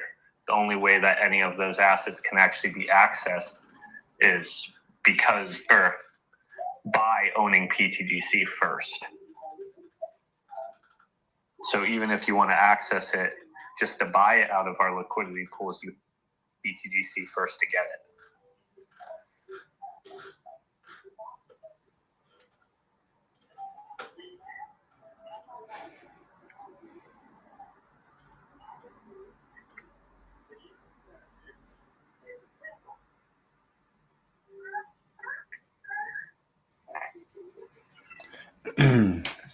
Does anyone Do you else have anything else on YouTube, Banana?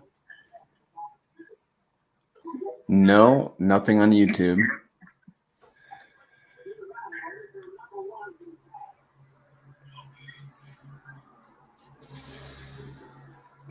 Does anyone else care to come up and chat?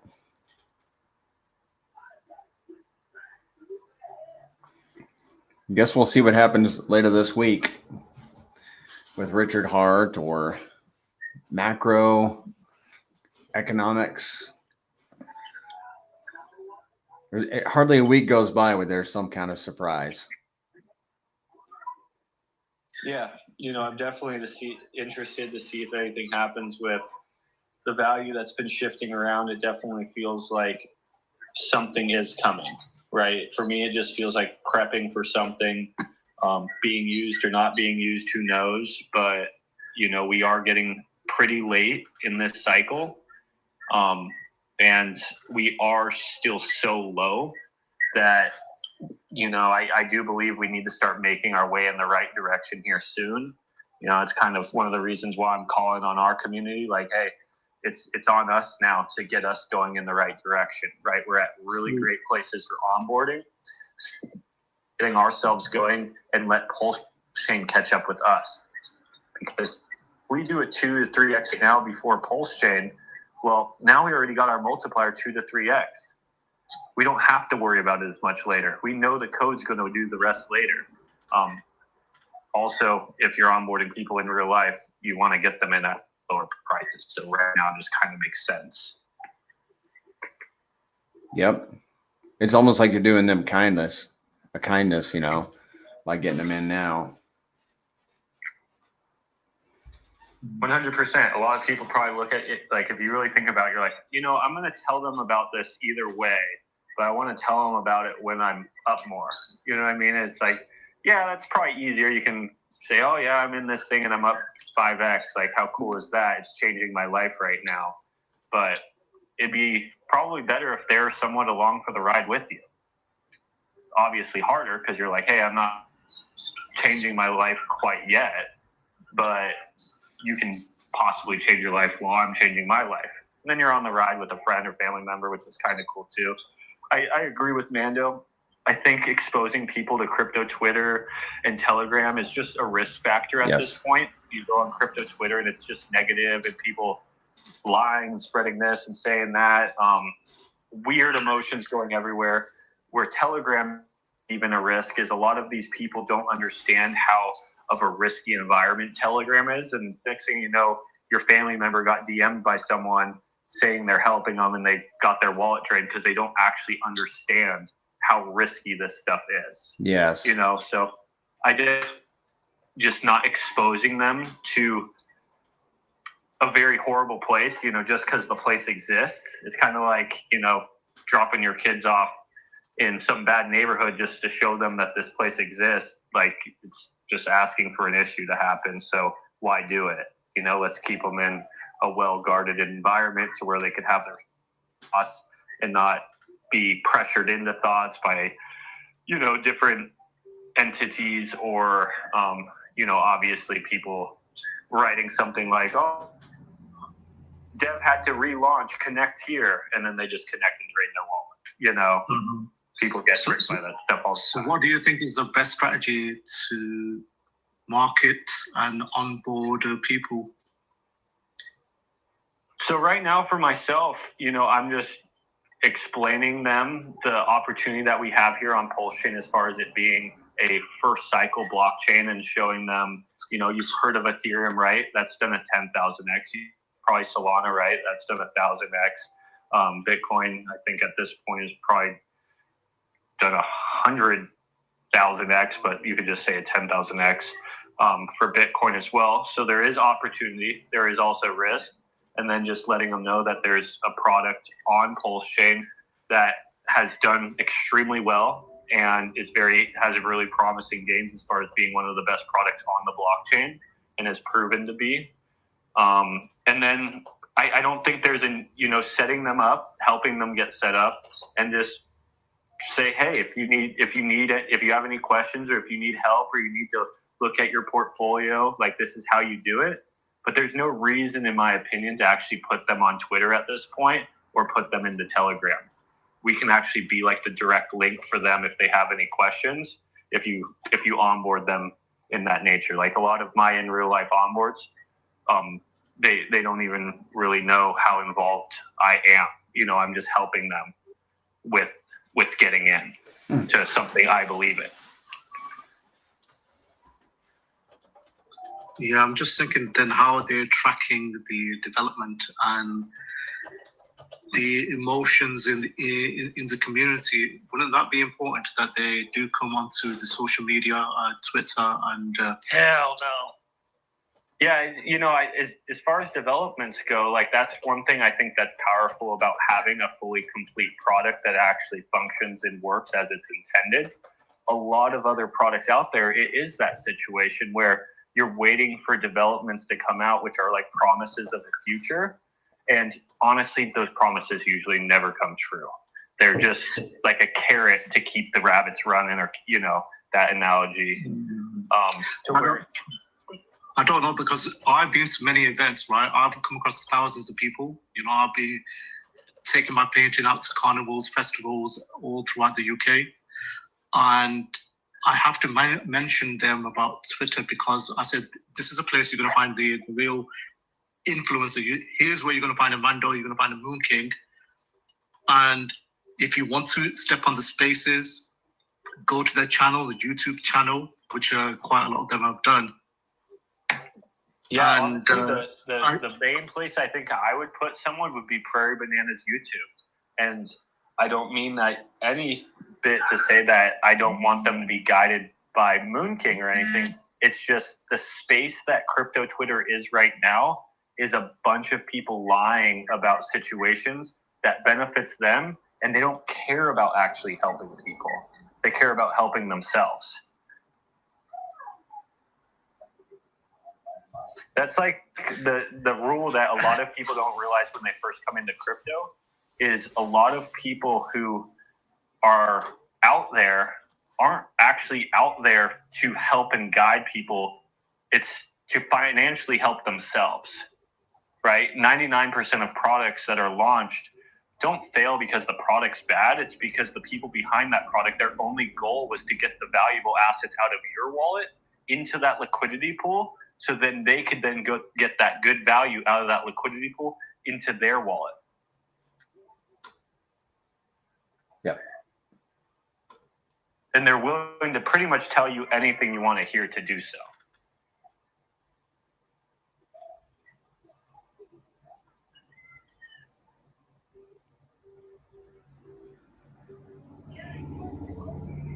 Yeah, I think that,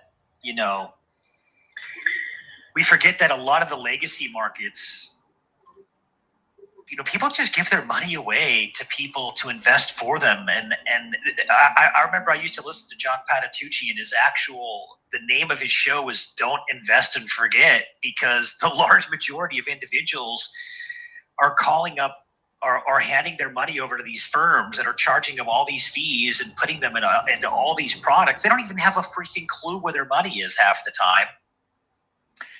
And, in crypto, it's like I was saying earlier, I just think that if you're taking somebody who has never been involved, and you can help them just dip their toe in the water initially, they will let them tell you how far and deep and wide they want to go, right? The crypto Twitter and this crypto space, when you leave the legacy, just go to Coinbase and buy something, and you go into this DeFi space, it is a toxic, shitty, unprofessional, dog-eat-dog world, period.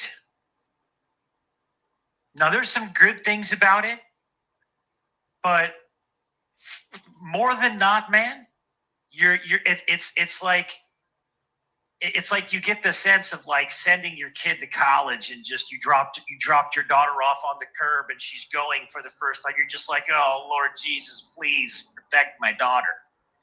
That's kind of the environment you're in, but like 10 times worse, because there's 50,000 different ways to get scammed and 50,000 different people, I mean, even in the telegrams, like you ask a question and have, I was wondering, can you help me with this? And now all your money's gone because you thought you could trust somebody and, it was the help desk that took all your money, right?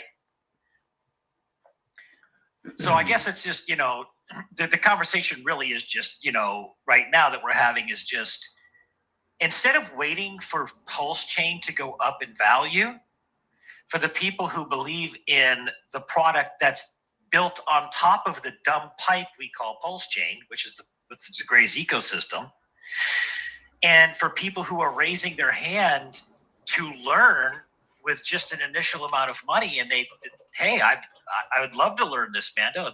I kind of trust you to onboard me, and let's just start with kind of the things you suggest. No big deal. I'm not going to sit there and take them farther than they're telling me that they want to go. Now, when you onboard somebody, you obviously want to be there for them if they give you a call or if they have a question or they need help or they do decide to venture out on their own and do whatever they do on their own. 100%. That's volitional free will, right? That's what we want people to do. But if you drop all of that on them at once, it's just a lot, man. Especially in the environment that we are in right now. I personally, I think it's just a detriment to most individuals. That's the hard part, right? It usually is. So yeah, there is that, that 1% who can actually do good with the freedom of like doing their own research and really spending their time and learning the industry in a whole.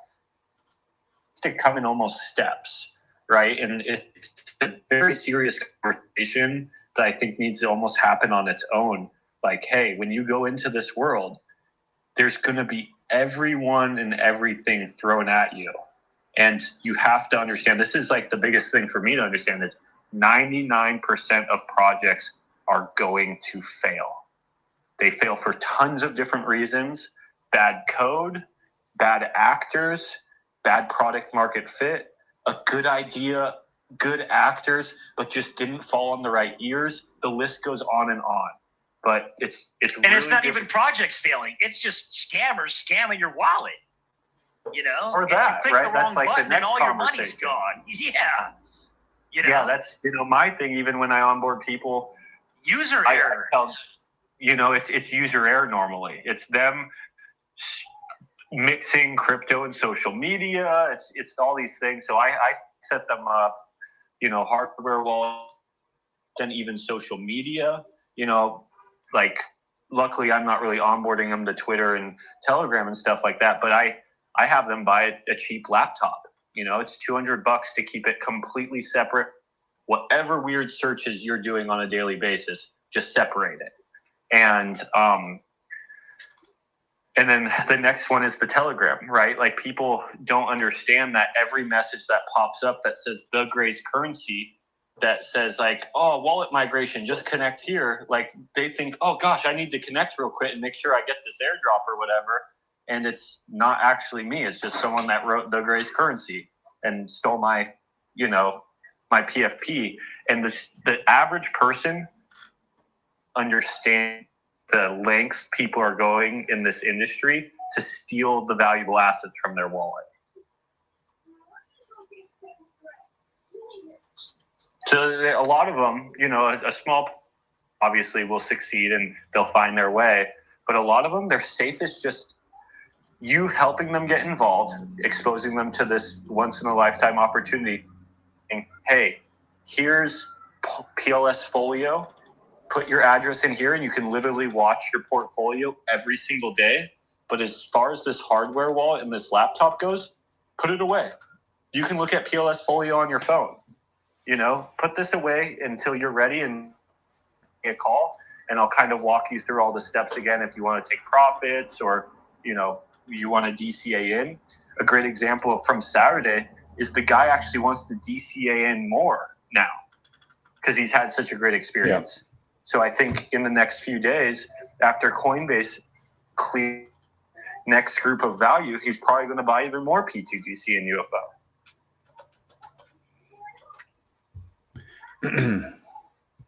Yep, and then he's going to tell his friends and family over the holidays what he just discovered. And he might be our next YouTuber. Yeah, that's, I think that's how communities grow. How I was onboarded into Hex was from someone in real life. It was one of my best friend's brother-in-law, and he was a day one Hex person. He just found out that I was into cryptocurrency, and he asked me if I heard of Hex. At that time, I'd never heard of Hex, and he gave me just a quick little rundown. I was a little bit different because I wasn't a no coiner, so I could do a lot of it on my own. I knew how to, get it. Just didn't hear of Hex yet. But that was it in real life related that onboarded me. And then myself, I've probably onboarded, to Pulse Chain, I would say 50 people, just myself. So that was one onboard that turned into 50.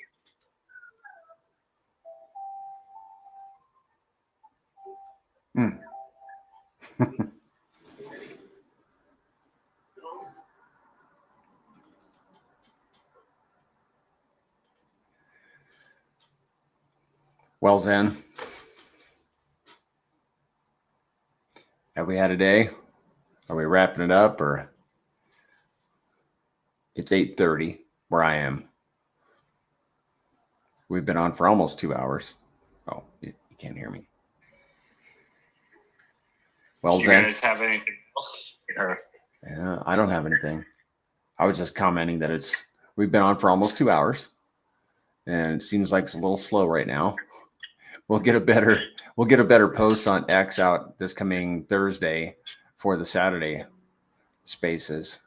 So perhaps we'll have more people in here. Maybe we'll have some more green candles between now and then also. And that will liven things up for sure if that happens. Yeah, that'd be awesome. I'm gonna keep looking at this holder count increasing. Obviously, the holder count can increase for a lot of different reasons.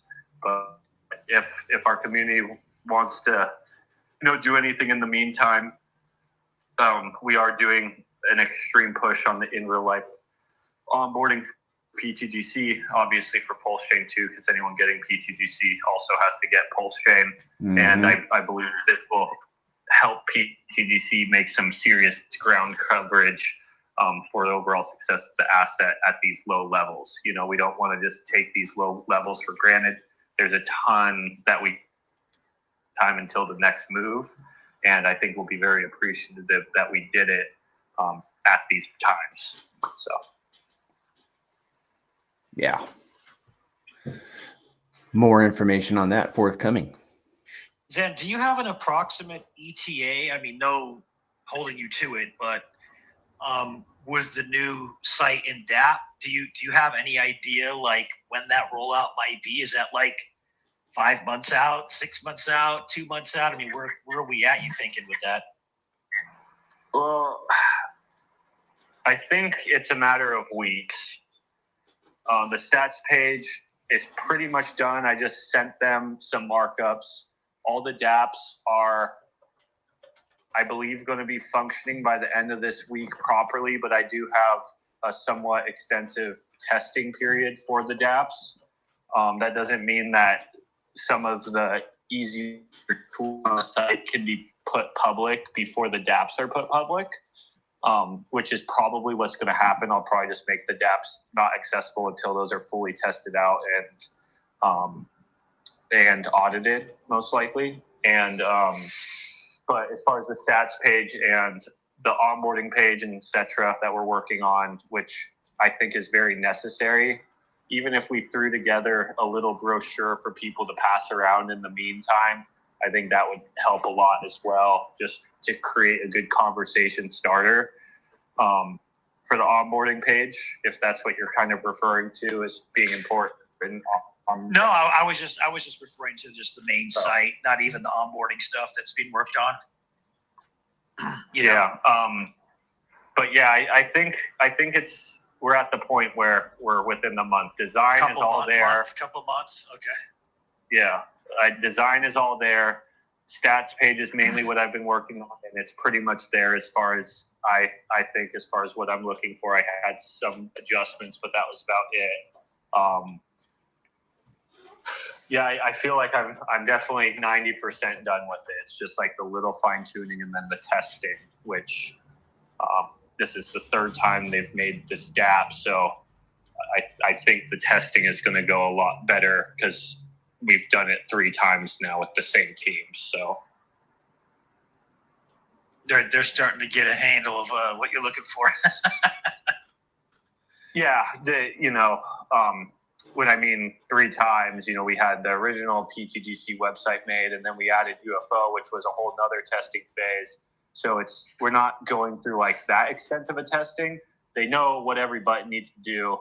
I just need to make sure that the buttons are doing that before it's public, and then obviously make sure that it has all the extra features that we wanted to make sure are added in, like the claim all button for the locks. Like that was something the community was asking for, so I want to make sure that's in there. I forget a lot of them. The site is sweet, man. It's looking beautiful. They're doing a good job. Thank you. Yeah, I hope it's a great tool for our community to use. For a lot of us, I think it's going to be a little bit hard to use because we've been using the same style of website for 2 years straight now. So it's like hard to teach an old dog new tricks. So I am going to keep the old site just live with the old domain. But onboarding, I will be onboarding to the new site because I do think it will be better for all new onboards. But for everyone existing, like you don't have to use the new site. I just think it's going to look clean and better, and we'll have a lot more stats for some series. I was going to ask that. So the current site will just always remain live, and there'll just be a newer, updated version of the site, just so we have a backup.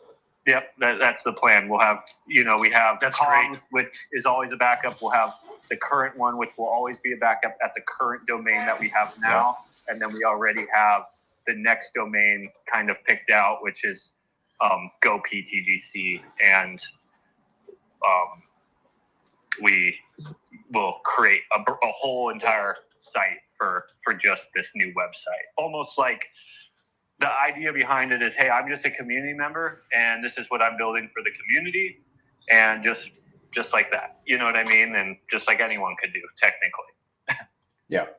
Because these all just centralized code. Anyone could build the dApps. Anyone could build stats pages.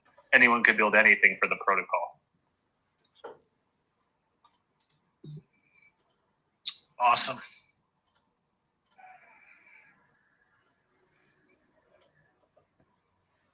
Sounds good, man.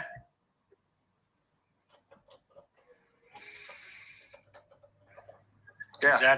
Is that about it? Want to call it? Yeah, I'm good to call it if you guys are.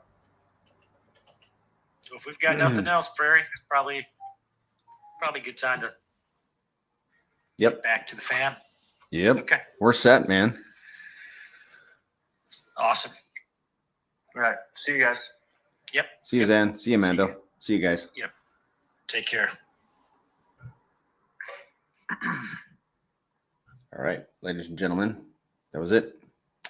The space has ended. We'll get some life into the grays. By hook or by crook. Just kidding. We'll get there, ladies and gentlemen. We will get there. This is weird crypto market this cycle. All right, guys. Have a good night. See ya.